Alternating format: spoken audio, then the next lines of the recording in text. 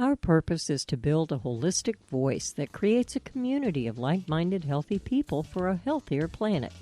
Our goal is to unify the community, nourishing the growth in mind, body, spirit, awareness, and wellness. We want to engage our community and visitors so they have access to powerful momentum of the holistic presence in our community.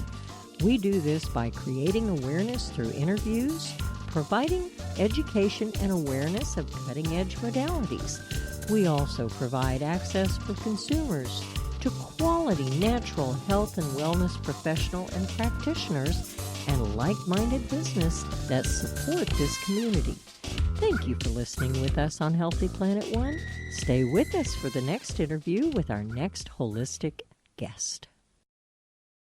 Hi, everyone. This month's focus is on embracing your gifts and growing your business. So this topic opens up multiple doors, and we've invited 4 guests to address their valuable points of view on this topic. So we invite you to listen in each week. So our guest this week, today, is Steve DIMMICK. He's a founder and president of SRQ Website Central. It's an expert digital marketing agency based right here in Sarasota, Florida. He also, which I found to be very interesting, is a #1 international best-selling author, which, Steve, I listened to a podcast, so you have some interesting stuff to tell us about your journey to writing this book, which I found to be great.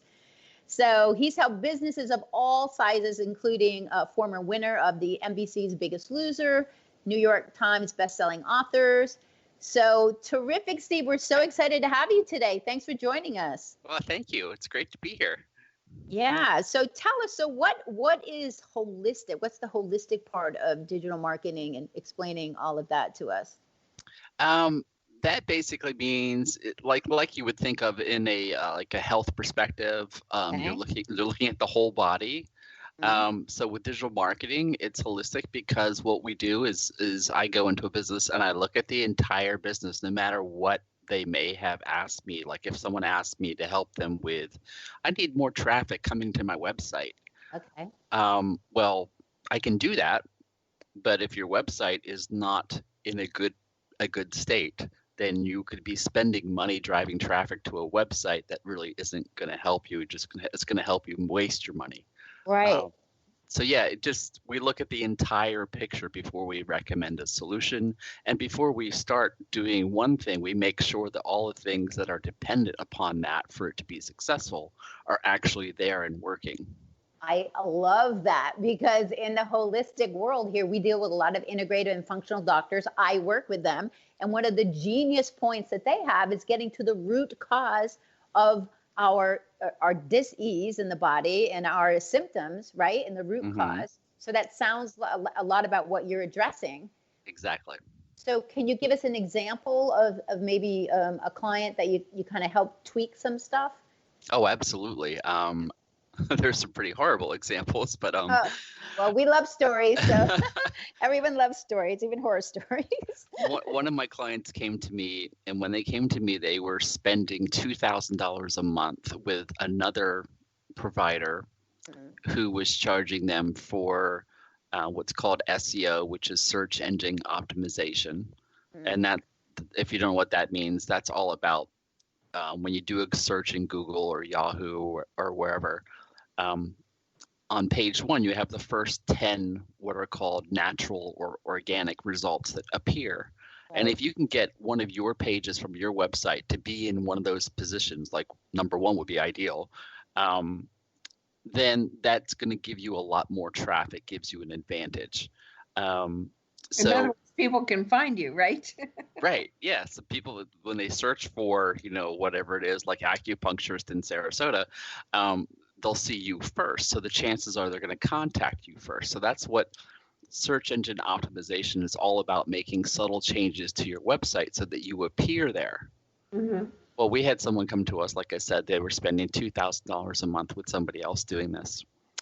And they were like, well, I'm not really happy. I don't seem to be getting results. And so we first thing we do is we look at their website and we say, okay, well, let's do an analysis of it from an SEO perspective. What are the things that we would do to make sure that your web page was making use of every advantage that it could so that it would rank higher on page one. And the first thing we found was their website. When you go to their website, it took over 6 seconds for the home page to actually load. Oh, that's not good. No, that's not good at all. Actually, there's national statistics around this. If you reach 3 seconds, you've got like a 50% disadvantage. Oh my gosh. Like half the people will not stick around and wait 3 seconds. Right. At 6 seconds, you pretty much are wasting all the traffic that you're paying for to come to your website. At 6 seconds, people don't wait 6 seconds for a page to load. They'll click backwards and go back to Google and find something else. Wow. What causes that? What is this slow delay? I wonder how Well, fast there's two big culprits are if you have a video on your homepage and the video is loading first or is loading in its entirety before the page is served to the client's browser, then that's a big no-no. Another issue is if you, like, a lot of people take photos with their smartphone or whatever, and they like it and they upload it to their website. They don't compress it, they don't resize it, they don't make it smaller. So you have this humongous image trying to be loaded when every time someone visits your page. So images are really a big spot, an easy thing for people to do that don't know what they're doing. It's an easy thing for them to basically sabotage their own website by uploading humongous images. those are good points. Yeah, and there's other technical issues as well, like what technology is your website built with? Is it up to date? Who the company that's hosting your website, is it an adequate hosting plan for your website, or is it running out of resources? There's loads of contributing factors that can make a website slow. But if you have a slow website, any money that you're spending on driving traffic to that website is being wasted. So Steve, let me ask you a question. Do you have like a program that you run that looks at all these different points that you want to look at to see it's where it needs SEO work and where it's failing, where it's succeeding, like that? Do you have something that you run for that client that gives you all that information? We have a very detailed checklist of what we look for. Okay. And we've actually created our own program that we run. Oh, okay. That will produce. Well, it gives us the information that we need, and then we put that into a report and we give that to people. Is this something that should be done annually, or is like, you know what I'm saying? Like, should somebody review their website annually, or is once enough, or? That's a fantastic question, because if you have a website owner, or you have a website owner who uses like an assistant, or there's a team of people and they all are contributing, updating content on the website, maybe they're adding a new blog post once a week or something like that, then you need to make sure either that they're trained well and they know the process of resizing an image and putting the imaging up there and compressing it. But even outside of that, you need to be checking this more often. I would say at least twice a year. Oh, wow. Okay, good. Okay, that's a good point. Because other factors that might not be in the website owner's radar, like maybe their hosting company decided to increase their profits by decreasing the performance of your website, and you don't realize that. Are you talking about GoDaddy? Well, that's one. Yeah, I mean, there's I was talking to a woman just this morning. She was saying, "Oh my God, everything got all changed with GoDaddy, and they upped the price." And I'm like, "Oh my God, everything's changed." I'm like, "Oh, that's terrible." Exactly. That's a great example. But yeah, there's loads of companies out there that offer website hosting. Some of them are actually owned by huge corporate entities that own hundreds of hosting companies. And there's other ones that are specialty hosting companies that do a really good job and provide great support. And that's the ones that we have found through trial and error and pain and suffering over the last 10 years that we work with. We will, if a client has their own hosting already, then we'll help them, as we can. If we notice that the hosting is definitely a problem, we will recommend a change to them.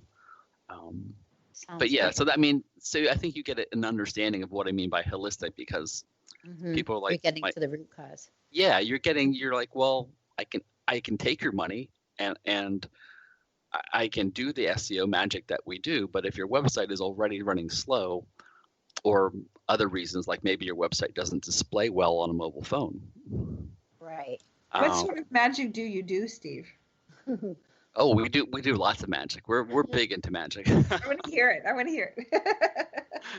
But we make the subtle changes. Some of them are visible, some of them are invisible. They're in the code so that Google can see and understand what the page is about. And there's even changes that we make that are not on the client's website. They are elsewhere. That's more about like backlink building and reputation management.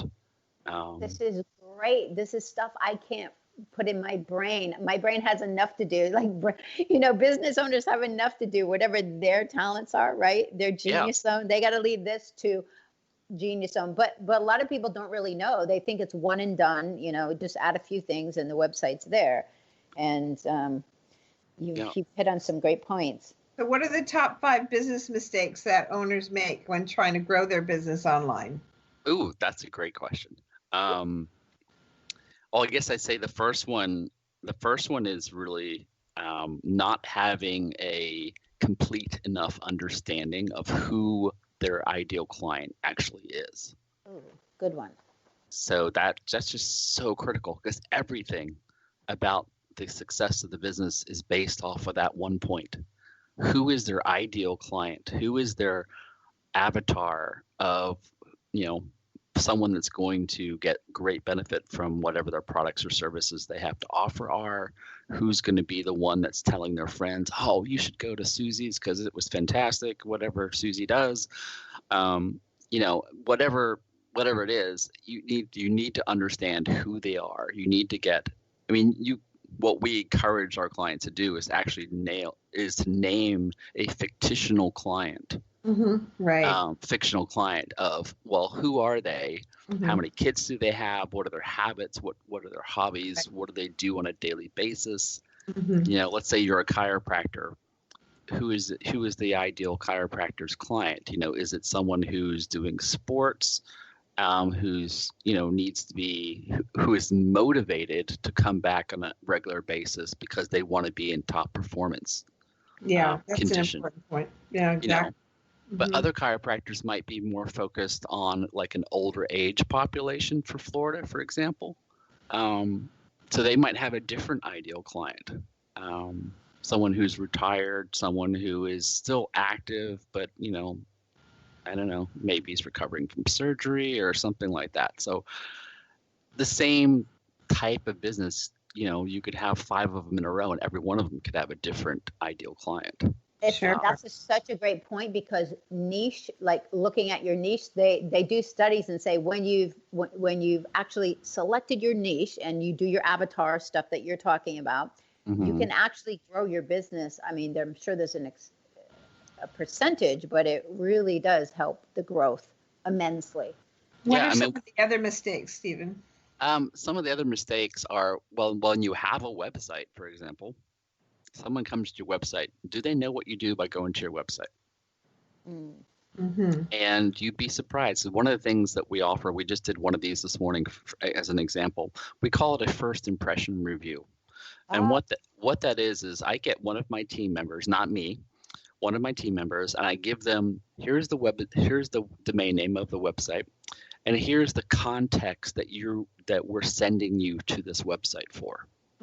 So the context, like let's say, is, oh well, I was in a marathon last week and I pulled something in my hip or my back. I'm not sure, but I'm really in pain and I can't move, and this is why I want to go to this physical therapist, let's say.